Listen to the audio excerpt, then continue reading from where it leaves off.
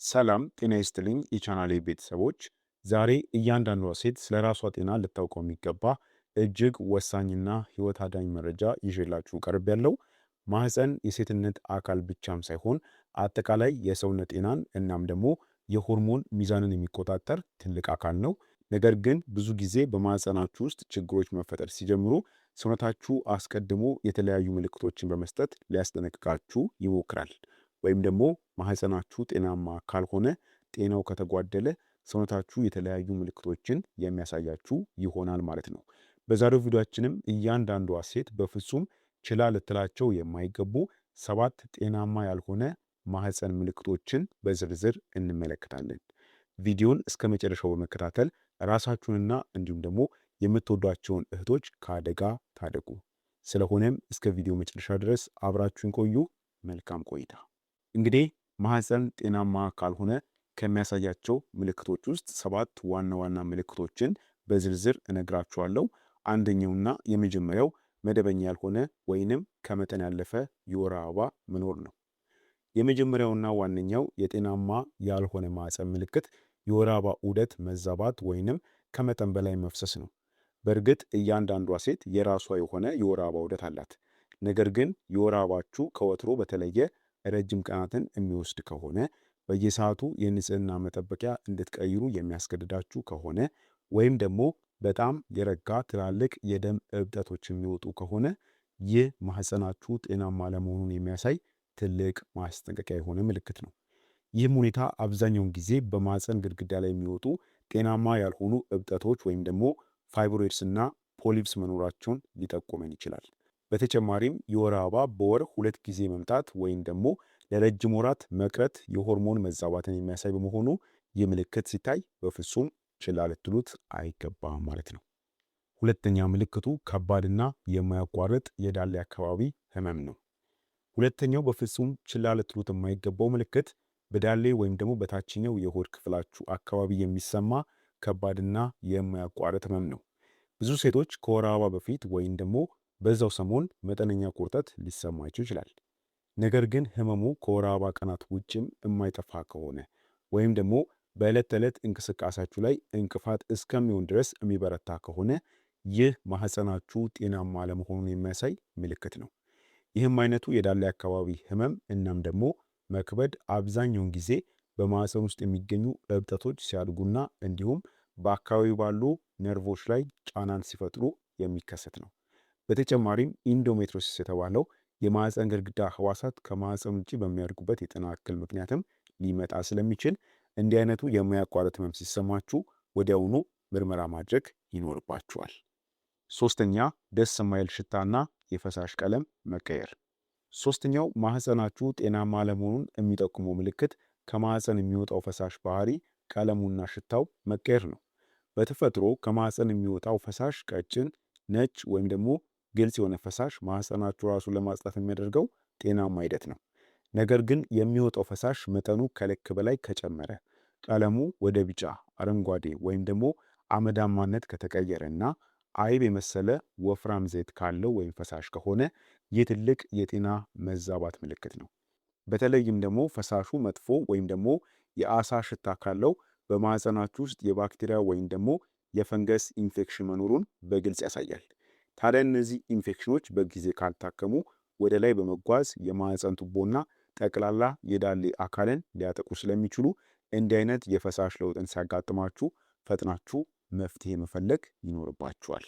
አራተኛ በግንኙነት ወቅት የሚሰማ ከፍተኛ ህመም። አራተኛው ማህፀናችሁ ጤናማ አለመሆኑን የሚያሳየው ምልክት በግንኙነት ወቅት የሚሰማ ከፍተኛ የህመም ወይም ደግሞ ምቾት የማጣት ስሜት ነው።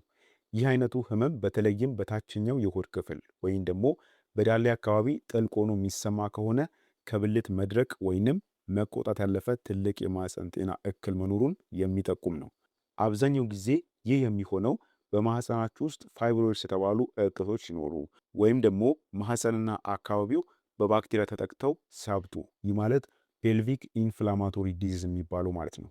በተጨማሪም ቀደም ብለን የጠቀስነው ኢንዶሜትሪዮሲስ የተባለው ችግር ማህፀንንና የዳሌ ጡንቻዎችን እርስ በርስ እንዲጣበቁ ስለሚያደርጋቸው ግንኙነት በሚደረግበት ወቅት ከፍተኛ መሳሳብና ስቃይን የሚፈጥር ነው። ስለዚህ ታዲያ ይህ ሁኔታ በተደጋጋሚ የሚያጋጥማችሁ ከሆነ እንደ ተራ ነገር ሳታዩት የማህፀናችሁን ጤንነት ማረጋገጥ ይኖርባችኋል ማለት ነው። አምስተኛ ያለ ምክንያት የሆድ መነፋትና የሆድ መወጠር ስሜት። አምስተኛው ማህፀናችሁ ጤናማ አለመሆኑን የሚጠቁመን ምልክት ያለምንም ግልጽ ምክንያት የሆድ መነፋትና የማያቋርጥ የሆድ መወጠር ስሜት ነው። ብዙ ጊዜ የሆድ መነፋት ከምግብ መፈጨት ወይም ደግሞ ከጋዝ መከማቸት ጋር የተያያዘ ቢሆንም ከምግብ ምርጫችሁ ጋር ምንም የማይገናኝ እናም ደግሞ ከቀናት አልፎ ለሳምንታት የማይጠፋ የሆድ መወጠር ካጋጠማችሁ ችግሩ ከማህፀናችሁ ሊሆን ይችላል። በማህፀን ውስጥ የሚወጡ እብጠቶች ወይም ደግሞ ፋይብሮይድስ መጠናቸው እየጨመረ ሲሄድ በሆዳችሁ ውስጥ ያለውን ቦታ በማጥበብ በሆድ ዕቃችሁ ላይ ከፍተኛ ጫናን ይፈጥራሉ። ይህም ሁልጊዜ የሆድ መክበድ፣ የምግብ አለመፈጨትና ልብሳችሁ ሳይቀር እስኪጠባችሁ ድረስ የሆድ ግድግዳችሁ እንዲወጠር ያደርጋል። ስለዚህ እንዲህ አይነቱ የማያቋርጥ የሆድ መወጠርና መነፋት ሲያጋጥማችሁ ችላ ሳትሉ የማህፀናችሁን ጤና መፈተሽ ተገቢ ነው። ስድስተኛ ማህፀን ጤናማ እንዳልሆነ የሚያሳይ ምልክት በተደጋጋሚ ሽንት መምጣትና በፊኛ ላይ የሚፈጠር ጫና ነው። ማህፀንና የሽንት ፊኛ በሰውነታችሁ ውስጥ በጣም የተቀራረቡ አካላት ናቸው። በማህፀናችሁ ውስጥ በተለይም የታችኛው ክፍል ላይ ፋይብሮይድስ የተባሉ እብጠቶች ሲያድጉ በቀጥታ ከፊት ለፊታቸው በሚገኘው የሽንት ፊኛ ላይ ጫናን ያሳድራሉ። ይህም ጫና ደግሞ ፊኛችሁ ጥቂት ሽንት በያዘ ቁጥር ወዲያውኑ የመሙላት ስሜት እንዲሰማውና በተደጋጋሚም ወደ መጸዳጃ ቤት እንድትወጡ ያደርጋቸዋል። ውሃ በብዛት ሳትጠጡም አልፎ ተርፎም በምሽት እንቅልፍ እስከሚያሳጣችሁ ድረስ በተደጋጋሚ ሽንት የሚመጣባችሁ ከሆነና ሸንታችሁ ስትጨርሱ እንኳን ሙሉ በሙሉ ያልፈሰሰ የመክበድ ስሜት ካላችሁ ይህ የማህፀናችሁ መጠን ማደጉንና ፊኛችሁም እየገፋው መሆኑን የሚጠቁም ግልጽ የሆነ ችላ መባል የሌለበት ምልክት ነው። ሰባተኛ ከወር አበባ ዑደት ውጭ የሚከሰት ድንገተኛ የደም መፍሰስ። ሰባተኛውና በፍጹም ችላ ሊባል የማይገባው የመጨረሻው ምልክት መደበኛ የወር አበባችሁ መጥቶ ከሄደ በኋላ ባሉት ቀናት ውስጥ የሚከሰት ድንገተኛ የደም መፍሰስ ወይንም ነጠብጣብ ነው። የወር አበባችሁ የሚመጣበት ትክክለኛ ቀን ሳይደርስ በድንገት ደም ካያችሁ ወይም ደግሞ ከግንኙነት በኋላ የደም ጠብታዎች የምታስተውሉ ከሆነ ይህ ማህፀናችሁ ትልቅ አደጋ ላይ መሆኑን የሚጠቁም ከባድ ማስጠንቀቂያ ነው። ይህም ሁኔታ በማህፀን አንገት ላይ የሚወጡ ትናንሽ እብጠቶች ማለትም ፖሊፕስ የሚባሉት ከባድ የማህፀን ኢንፌክሽኖች ወይንም ደግሞ በማህፀን ግድግዳ ህዋሳት ላይ የሚፈጠሩ ከፍተኛ የሆርሞን መዛባቶች ምልክት ሊሆን ይችላል። ከሁሉም በላይ ደግሞ እድሜያቸው ገፍቶ የወር አበባ ማቆም ውስጥ ከገቡ በኋላ ድንገት የደም መፍሰስ የሚያጋጥማቸው ሴቶች ይህ ሁኔታ የማህፀን ካንሰር ቀዳሚ ምልክት ሊሆን ስለሚችል በአስቸኳይ ወደ ሕክምና ቦታ በመሄድ መመርመር ይኖርባቸዋል። ስለዚህ እንግዲህ እንደ አጠቃላይ ዛሬ ያየናቸው እነዚህ 7 ምልክቶች ማህፀናችሁ ጤናማ አለመሆኑንና አስቸኳይ ትኩረት እንደሚሻ የሚጠቁሙ የሰውነታችሁ ድምጾች ናቸው። ብዙ ጊዜ የምናሳያቸው ትናንሽ ቸልተኝነቶች በኋላ ላይ ለከፋ የጤና እክልና እንዲሁም ልጅ የመውለድ እድልን እስከ ማጣት ሊያደርሱ ስለሚችሉ ማንኛውም አይነት ያልተለመደ ለውጥን በሰውነታችሁ ላይ ስታዩ ቀጠሮ ሳታስተላልፉ ወደ ሕክምና ባለሙያ በመሄድ መታከም እንዲሁም ደግሞ መመርመር ይኖርባችኋል።